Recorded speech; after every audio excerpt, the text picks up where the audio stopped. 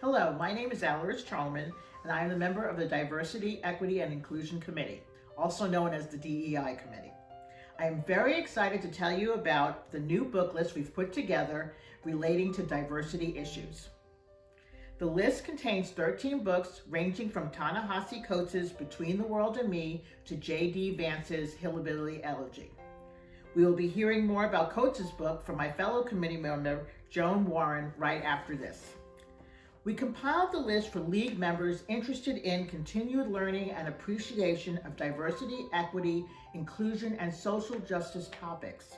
The sources used to put together the list include committee member suggestions, other online book lists, and numerous periodicals and critic reviews from numerous periodicals, including the New York Times, the Harvard Gazette, the Texas Observer, and National Public Radio, NPR.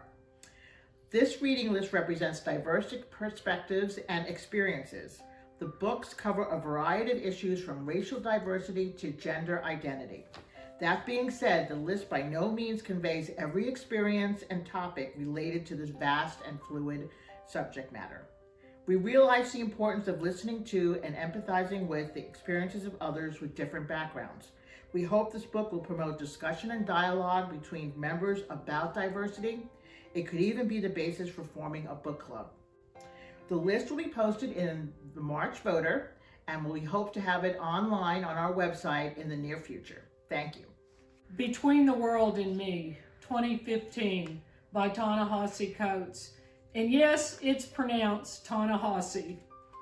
This book was recommended by Toni Morrison and Oprah.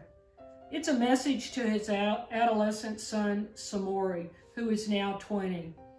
I might mention that there are quite a few copies of this at the Wichita Library. This is from NPR interview. We see glimpses of the hard West Baltimore streets where Coates grew up and his curiosity at work on the campus of Howard University, which he calls the Mecca, and his early struggles as a journalist. For those of you who aren't familiar with Howard University, it's located in Washington, D.C., and Howard is considered to be one of the finest universities in the nation.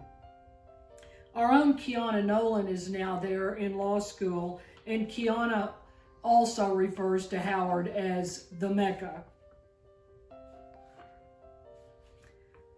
Coates is also the writer of the comic book series The Black Panther by Marvel Comics. He was a senior editor at The Atlantic, a literary magazine.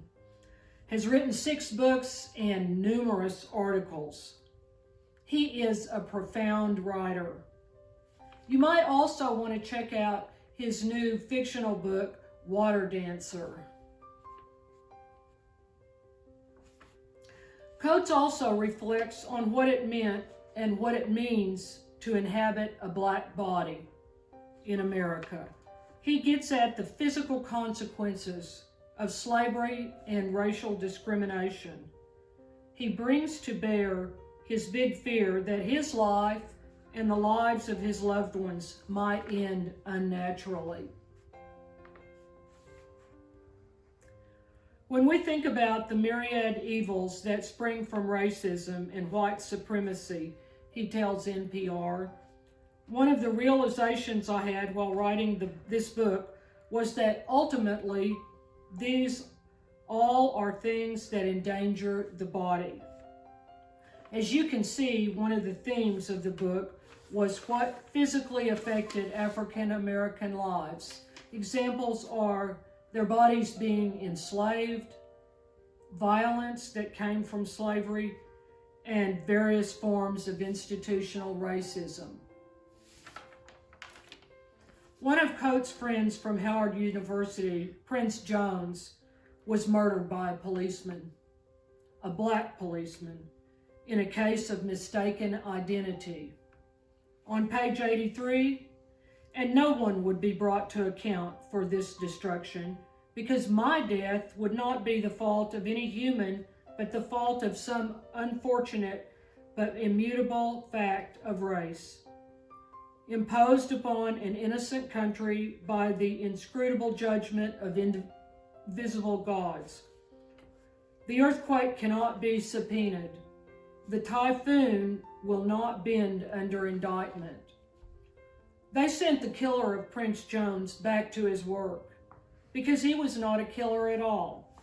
He was a force of nature, the helpless agent of our world's physical laws. On down to 84. I always thought I was destined to go back home after college, but not simply because I loved home, but it was all I could imagine for myself. And that stunted imagination is something I owe to my chains. And yet, some of us really do see more. I ask you, how many of us have experienced stunted imagination in our own lives? This is the quote.